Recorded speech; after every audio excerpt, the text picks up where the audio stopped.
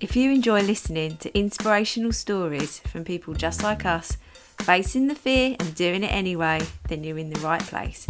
My name is Claire Hill, and this is the No Rest for the Vivid podcast.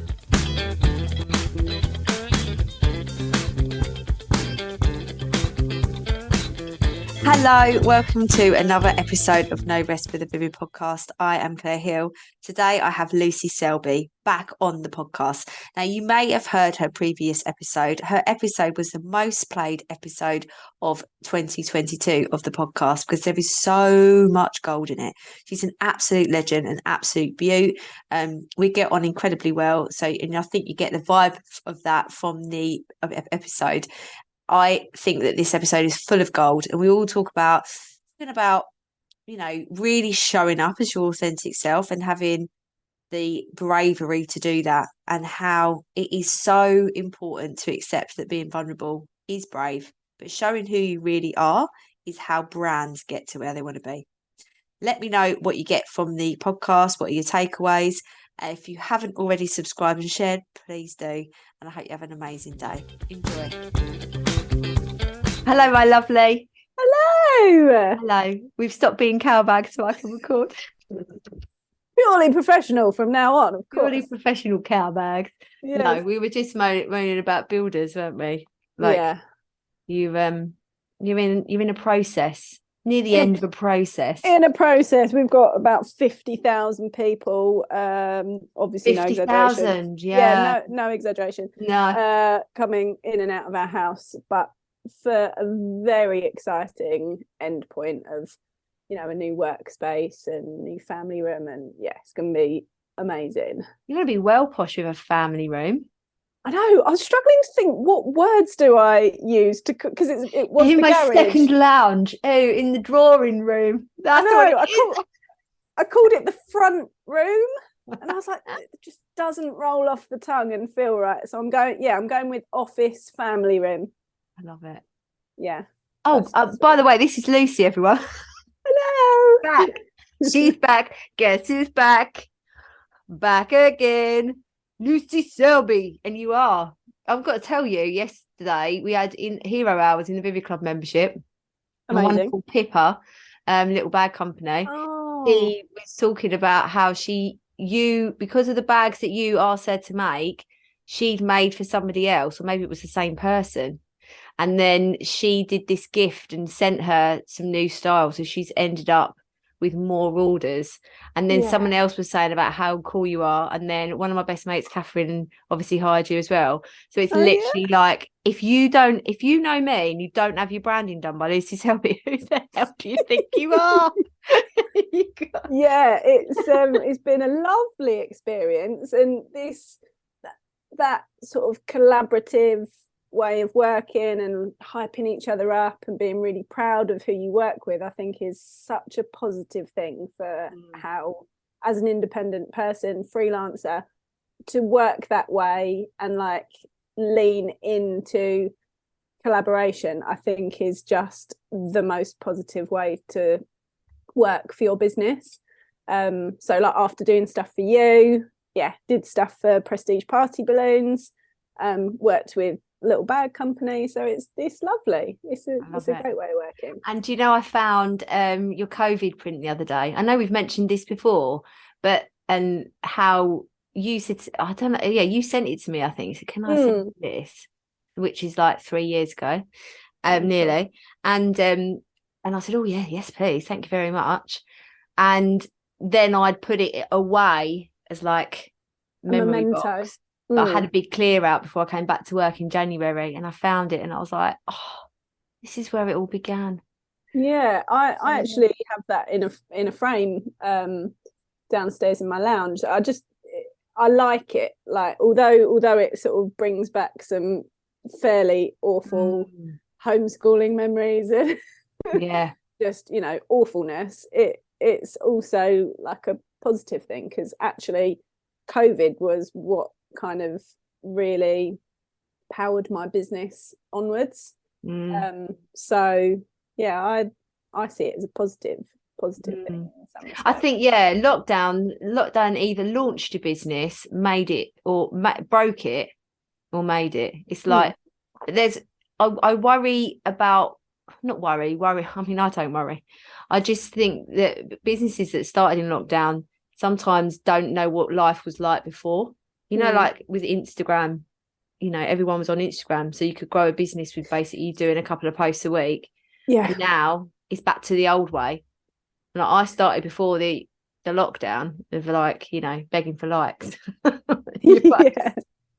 Yeah, and actually like I aside from my graphic and web design, all kind of design services really, I after doing that ended up going into kind of helping small businesses to understand how to use social media properly to promote themselves, and not just Instagram, but generally how to project yourself, your brand, things like that.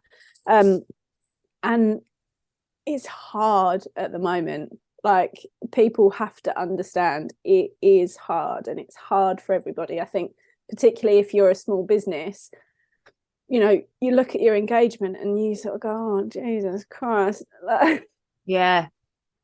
I'm creating reels and you're getting a few hundred views and you just think, what is the point? But you have to just keep plugging away at it and kind of take away that attitude of X number of likes or views or followers equals success, because that isn't actually the case. You have to think about what value you're giving to people, what just engagement is different, isn't it, to how it's perceived. You've got to be able to actually facilitate those people. Bang on there. I was literally like, if 100 people emailed you tomorrow saying, you'd be delighted. You do my branding, you would shit yourself a little bit. Yeah, you'd be delighted and then go, I mean, if I got 100 members in the Vivid Club, I'd be like, amazing, hello, welcome. But then I've still got to do 100 welcome calls. That might not work. But it's we forget that bit. Absolutely. That if you had 100 people knocking on your door, you would be not sleeping for a little while. Bit stressed. A bit stressed, yeah. A little bit stressed. But yeah, no, it's just his perception, isn't it? And also, in the Vivid Club membership, we talk a lot about like not knowing what to post. Like, people just get scared about posting. That's why I've changed to Content Champions. That used to be like me teaching about marketing, and now I'm like, come on, who needs their content planned? We just plan their content for a month, so that they've got an idea. And then I think about, what did we do before Instagram? Well, I know when I had my old business, I was walking up and down high streets with business cards and my little goods, like, sale in return. You wanna get my stuff? Well, as an independent business person, you have to be agile and you have to be able to adapt and kind of go, well, that was working, it's not working anymore. Okay, right. Well, what route shall I take now? And being organized, planning. But one of the biggest things I always advocate is going, I'm not good at this part of running a business, right? I'm going to get so and so to do that. And like, delegation is one of the absolute keys to a successful business. Oh, 100%. Yeah, like for me as a designer, you go, right, well, we've now all got access to this incredible thing called Canva, which is massively powerful. And I actually do things for lots of small businesses that I work for. I'll create their branding, and then I'll go and set up their brand kit, set up their templates, get everything in one place so that they can then fly from the outset with a completely holistic approach to how to present themselves. But there's so many avenues for doing that poorly as well. Yeah. So if you sit there for half a day poring over a job like some social posts, some graphics, a poster, whatever it happens to be, or any other thing, copywriting, and anything, if someone else who's a professional at doing that can do it quicker and for what you deem to be a reasonable investment, get them to do it. You crack on with the things that you're really good at, and then let them crack on with that. That's my motto. Yeah, definitely delegating all my branding to you was the best thing ever. I loved it. Yeah, it's just there now. It's all works. All looks really cool. All the different little assets that you can use in different ways. That's the thing that's really powerful, I think, when you get a professional to do something for you. You can create stuff yourself, but it's that understanding of how you're going to use it and all the different derivatives that you might want and need and can use in different ways, and hierarchies of fonts and color choices and all things like that. It's a skill, and I love doing it. Yeah, and you're bloody brilliant at it. Big up, Lucy. Big up. So you've got this, we do all of this jazz, and then you've got the hook project, which we did talk about very brief. I don't think we delved into it in the last episode. I don't know if I've said that you've already been on the podcast before. One of the most listened to podcast episodes. No, I think it was the most listened to podcast episode in 2022 of my podcast. No one wants to. So lovely. They always just listen to everybody else. I love it. No, I think that's like a massive ego boost. Thank you very much. Yeah, it was so useful.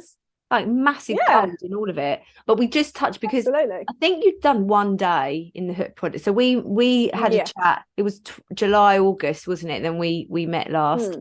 So about 6 months ago, and you've done one meetup at that point, but it's grown quite considerably since then, hasn't it? Yeah. So the hook project has kind of grown, evolved and changed since we last met, which is something that, as we said at the beginning, business holders, we have to do. But the thing that's really lovely, so the hook project was basically, it is now a signature workshop. It's a full day workshop where small businesses pay to come along, and we work through the foundations of how to use Instagram to successfully market yourself as a small business. We talk about the foundations, the reasons why it's important, and then we go into like the mechanics of it. So we've had like a real mix of people who are real beginners. Sometimes they might be slightly older, a generation that are above us that didn't grow up with mobiles and things like that, but also just people who put their hands up and say, this is not my forte, and we teach them how to use it, how to use their branding, how to use photography, strategies, like you say, like how to get your head around how to post, also dropping perfection paralysis.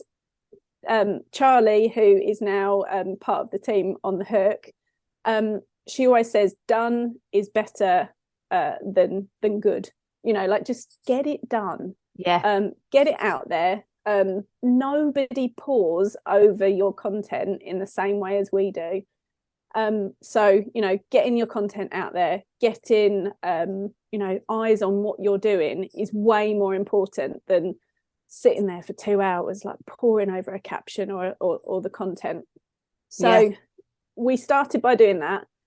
We've delivered 4 of those workshops now, and since then it was my brainchild, and I had Barbara from Barbara Gill Marketing and Charlie from Farley Photography on as experts to help deliver with me.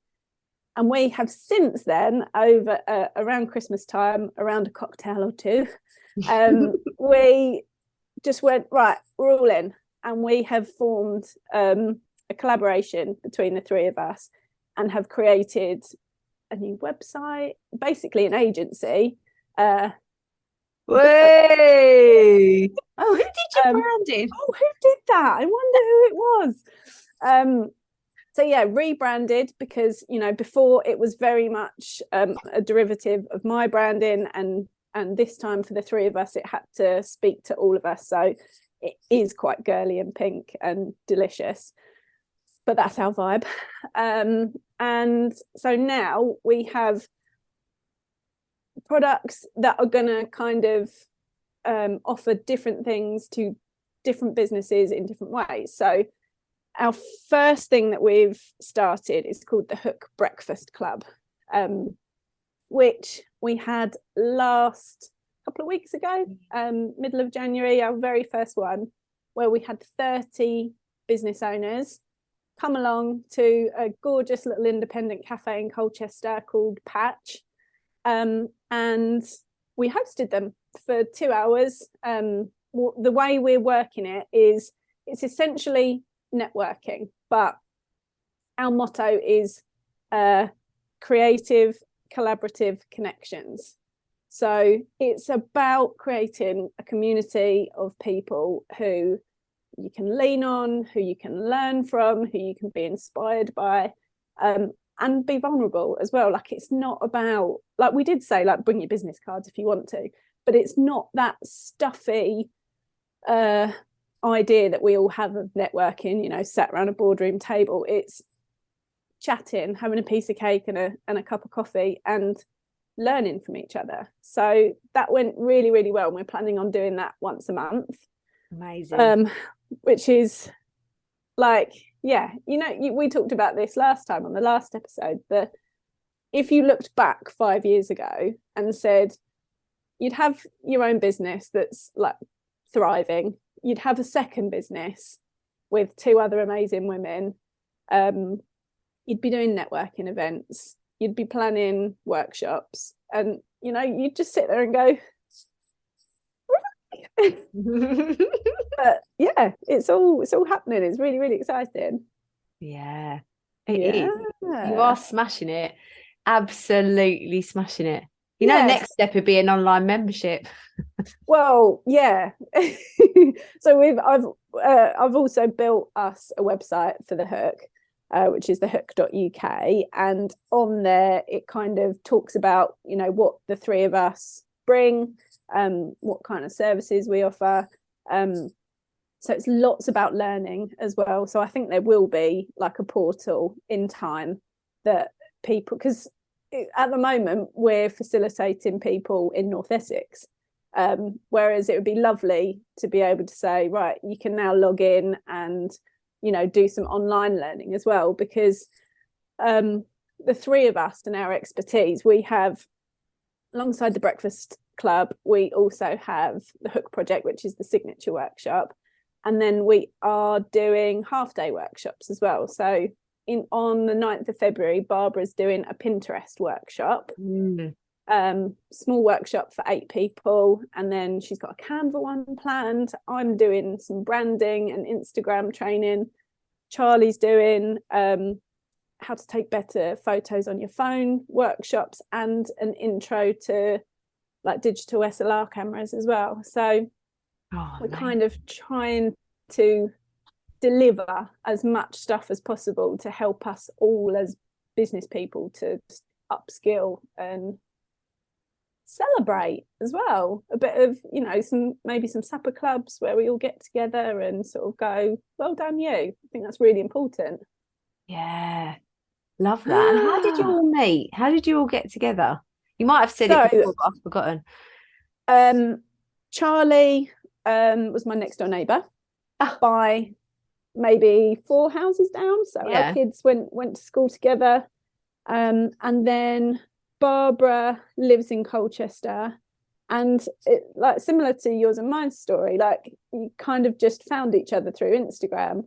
And then Charlie ended up doing Barbara's branding shoot, and we just started talking, and then we've got links through football and, you know, kids stuff. And, you know, when you just find your people, it's just a really lovely mix between the 3 of us. We've all got our own little quirks and weirdness and whatever. And you know, Barbara's very organized. She's a marketing consultant and expert. So, you know, she's the one who keeps us all online and knowing what we're doing. And Charlie and I are slightly more, you know, fly by the seat of your pants, but it's fine. It's all good. I love that. I think I've been chatting to Barbara in my messages. She comments on stuff, and I was like, I know that name, and then I was like, Hook project. I see now. Yes, that's the one. She listens to your podcasts. Oh, hi Barbara. Hi. Super fan. I met somebody the other day. I went to this event in Manchester and somebody went, you're the wire girl, aren't you? And I was like, sorry? And I didn't know what she was saying. I don't know why. I think I was more there for like coaching stuff. Yeah. So you make wire art. Aren't you the one with the podcast? I was like, oh yeah, that's me. You're Claire Hill, aren't you? And I was like, yeah, that's me. She went, I listen to your podcast like every week. And I was like, you don't? I was like, it's so nice. Oh my God, do you really? It's Sarah. Hi, Sarah. It's so cool to meet you in real life. And I was like, oh my God, that is so bad. But that goes to show you the power of marketing. It's, this is a marketing platform, isn't it? Absolutely. It's part of my marketing strategy. And Barbara actually does podcasts, like editing podcasts as well for some of her clients. And it's something that we might actually ask you to come and speak on one of our mornings if you fancy it. Oh my God, I'd love to do that. Yeah. Just to kind of, I think sometimes people go, oh my God, create a podcast of, like, that sounds scary. No one would listen.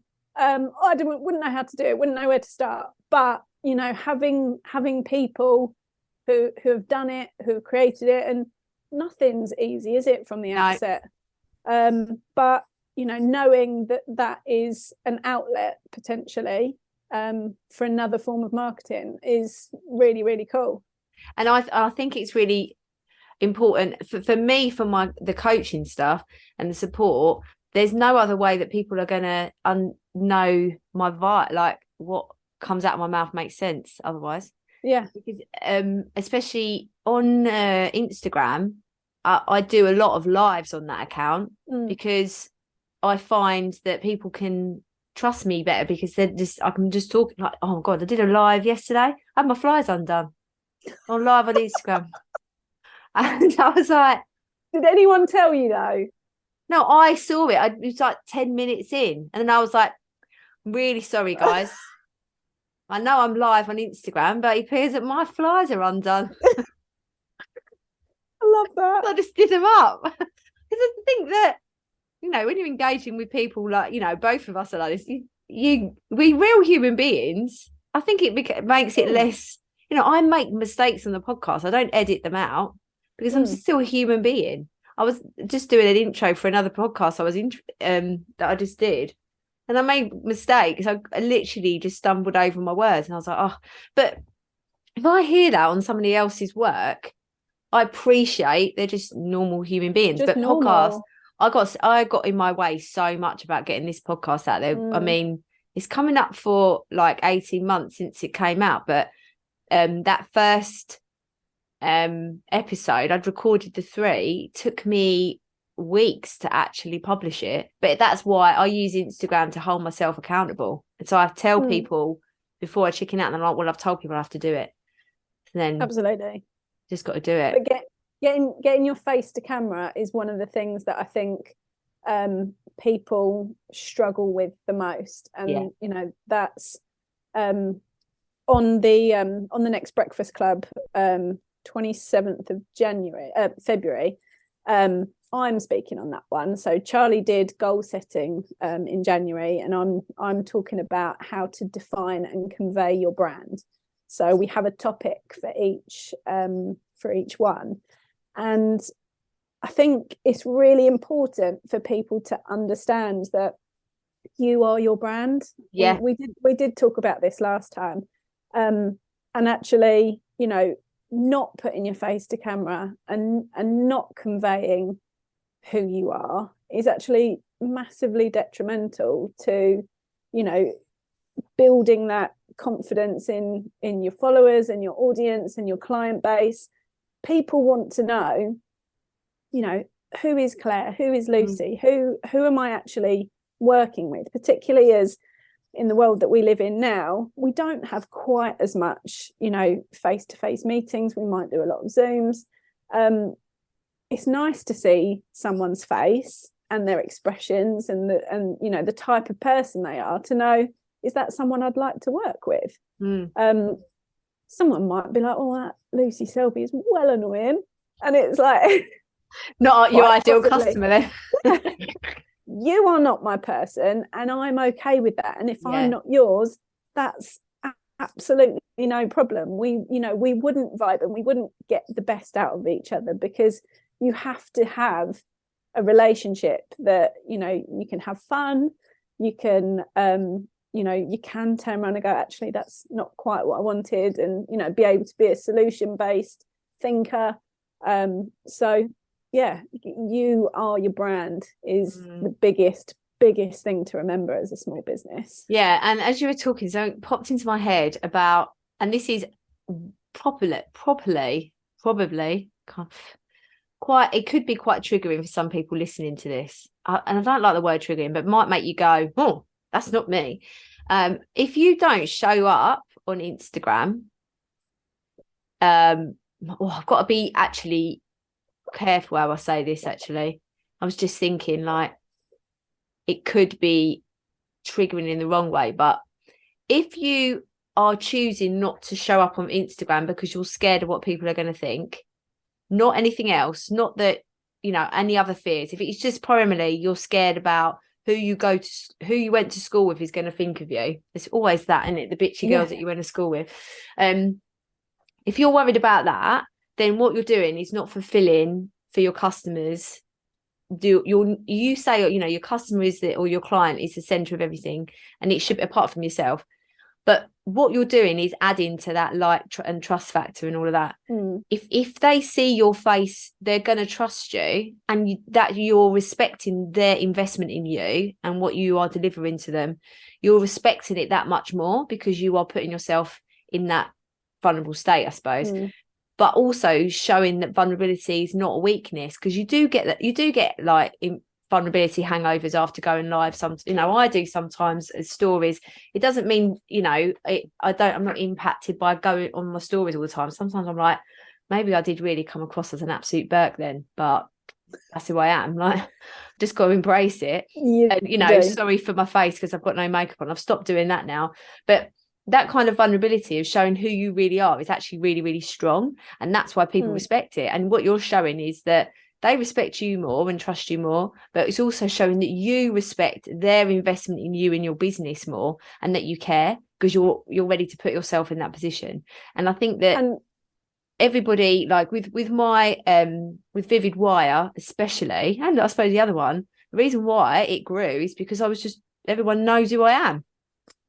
Yeah, and you're not like mucking around doing like stupid dances and having to be an absolute tit. Yeah. Like, the reason I followed you is because you were a bit silly, and that, I enjoyed that, and it was more interesting to me and the things that you were saying than, just a very professional,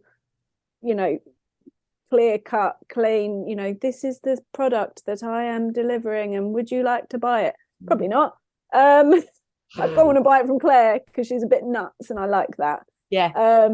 But just because you're not a bigger extrovert kind of personality doesn't mean there's not space for you. Like, there absolutely is. And the biggest thing that we talk about on the Hook project is that you will find your people, you will find the people who like align with you, your values, your personality, all of those things. So if there's two people offering the same thing, you'll find that you'll probably get a 50-50 split of some people will go to you, some people will go to you, because actually they prefer that quieter, softer projection of that person versus a more extrovert person over here. So don't be afraid to express yourself in the way that feels most comfortable, because that's a true, authentic reflection of you. But you just have to practice. Practice is key. Practice. And don't re-record. No, just feel comfortable. I always say practice on stories. So stories is a really safe place. It deletes after 24 hours. Just start actively getting some stuff on there. Imagine you're talking to your mum, your sister, your best mate, whatever, and just speak naturally and honestly about whatever it is that you're, trying to convey to your audience. And it's surprising how quickly you become practice at it, and you feel more confident. Because I remember, and I must have said this in the last episode, but somebody said to me, you've got to choose whether you want your business to grow, or what are you more bothered about, your business growing or what people might think. But I had this one friendship that like bogged me down, and I feel and that held me back in so many ways. And now I've made a big decision about that.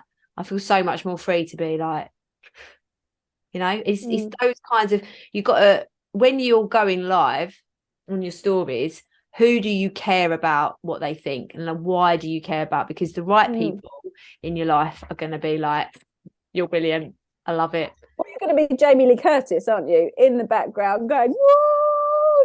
Absolutely.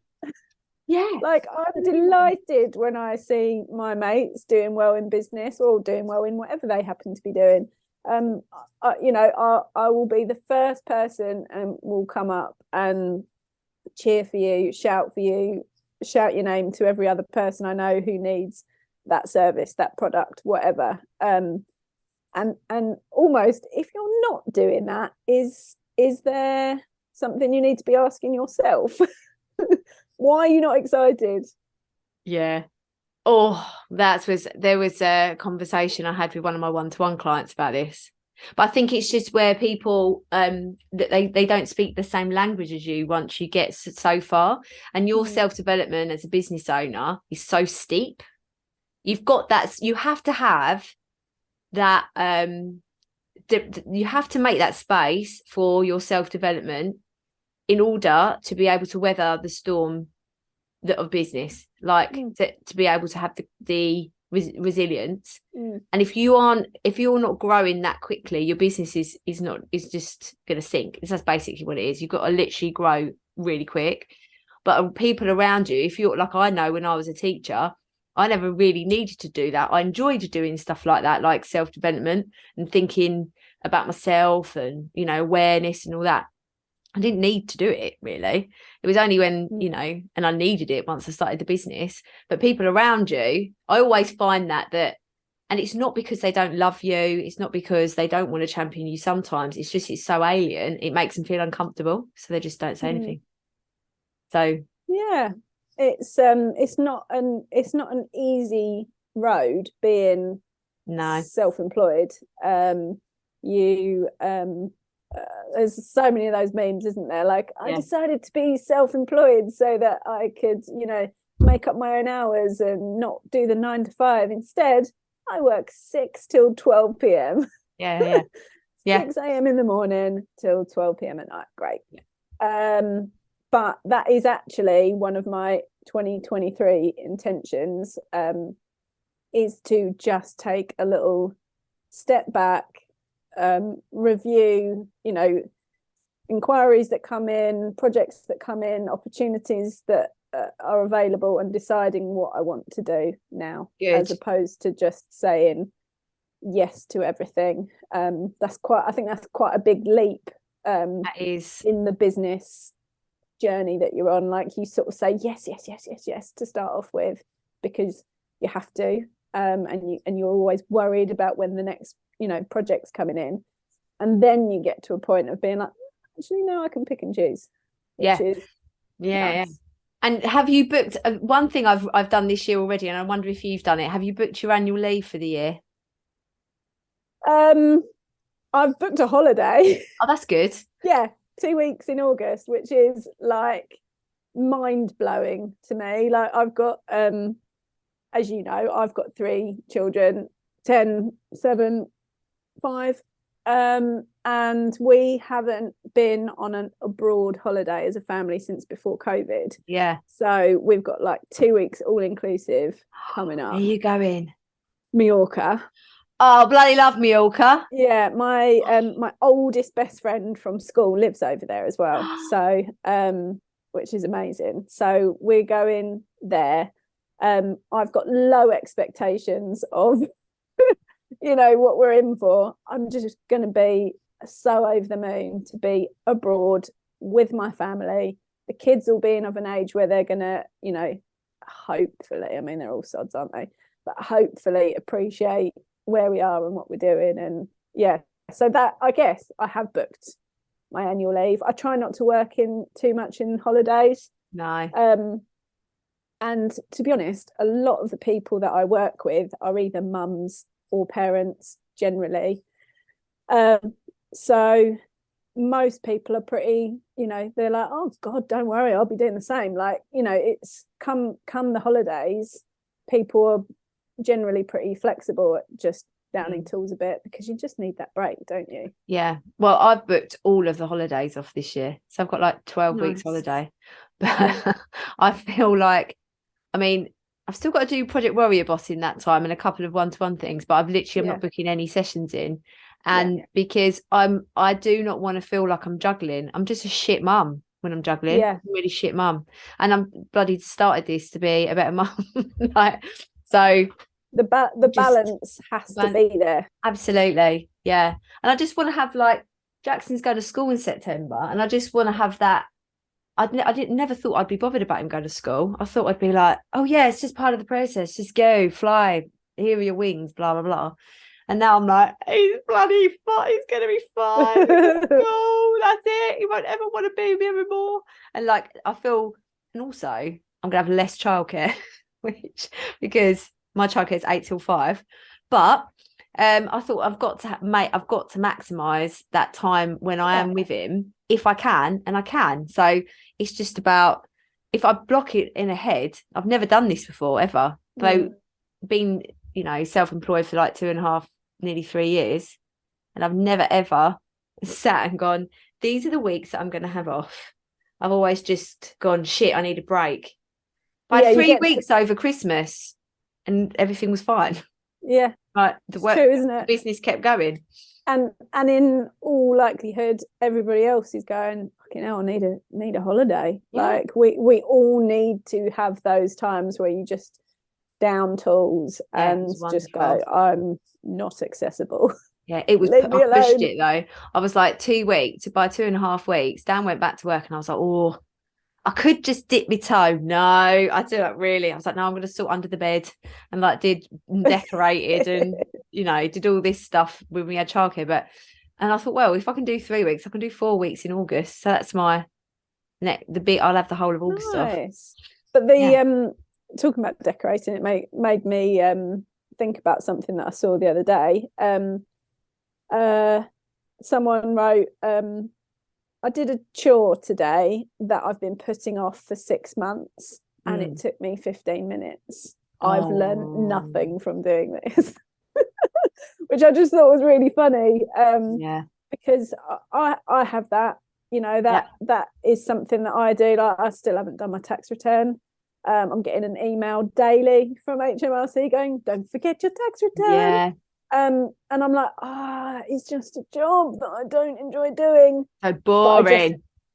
Just need to block out some time, and it gets done then, doesn't it? And you don't like fester over these awful things. Yeah, but when you actually sit down and do your tax return, it takes literally half an hour, doesn't it? Or maybe an hour. Maybe more than that. Yeah, I just download all my accounts from the bank on a spreadsheet and sort them into columns. And done. Do you want to come round and help? Because it's just a touch of math. Even though I do put it off, it's just a little. Every year I go, I'm going to do this in April next year. Oh yeah, I am prepared, Paula, over here. This year I did it in December. I didn't want to go into Christmas doing it, but I just think it is, personality wise. Last minute Linda. I'm last minute Linda, and I am not always the most organized person, but I am very much trying. So that is a positive thing. You're a last minute Linda, a trying Tina.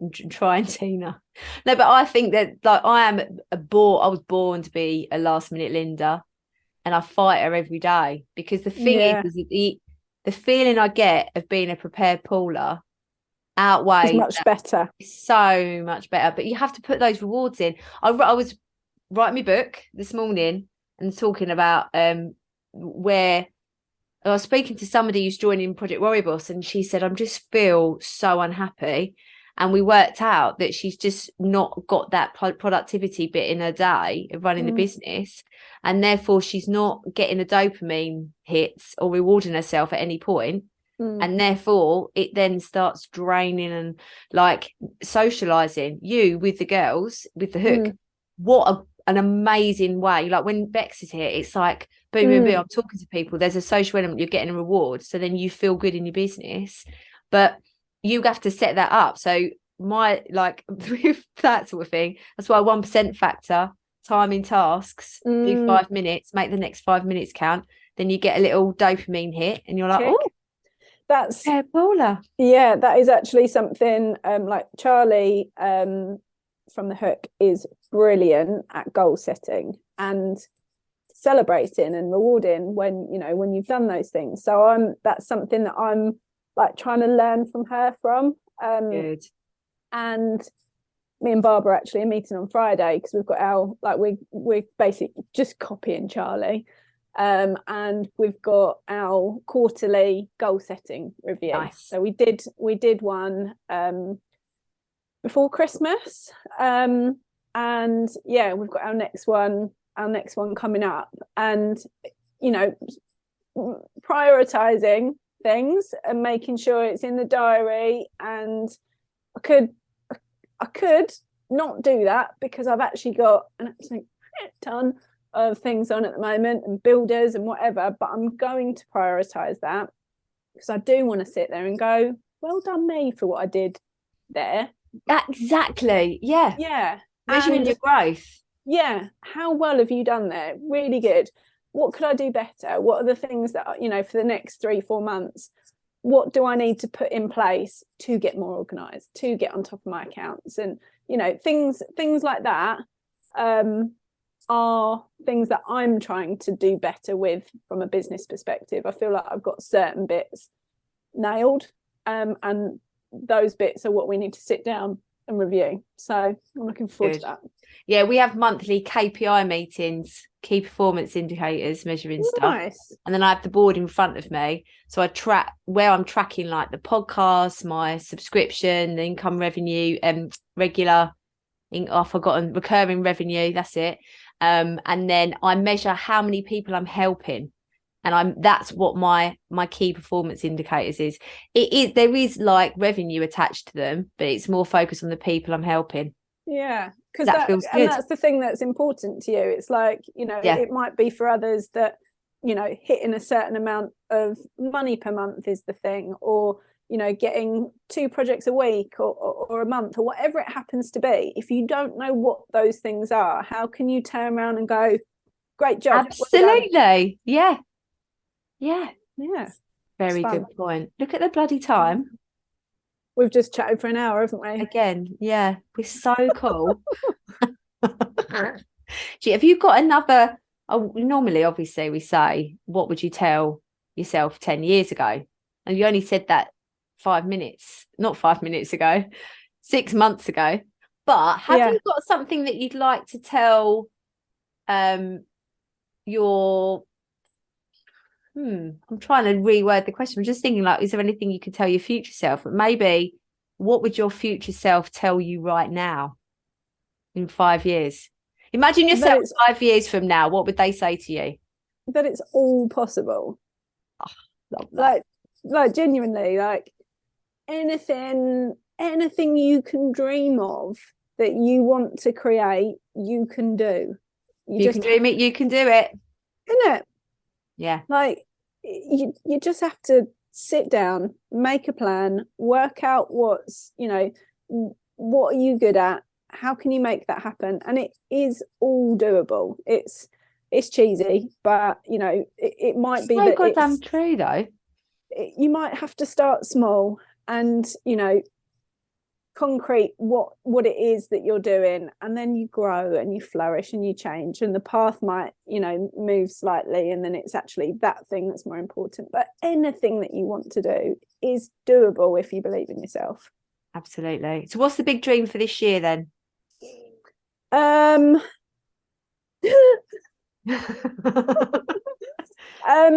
would say to have an established core of people regularly come into our hook meetings, and having a whole menu of events, workshops, things like this. In-person stuff is just filling me So with cool, isn't it? Yeah. inspiration, excitement.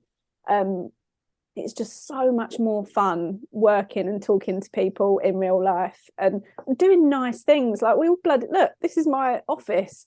Like, I'm just sat here doing this every day. What would I rather do? Would I rather go to a lovely space in town and meet up with a bunch of people and have a really buzzy, fizzy morning? Absolutely.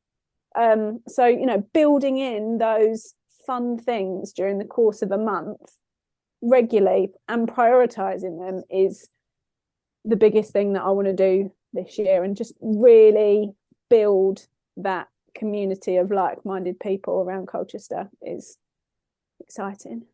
Love it. And you'll do it, because you will. Absolutely. Thanks so much for coming back on, babe.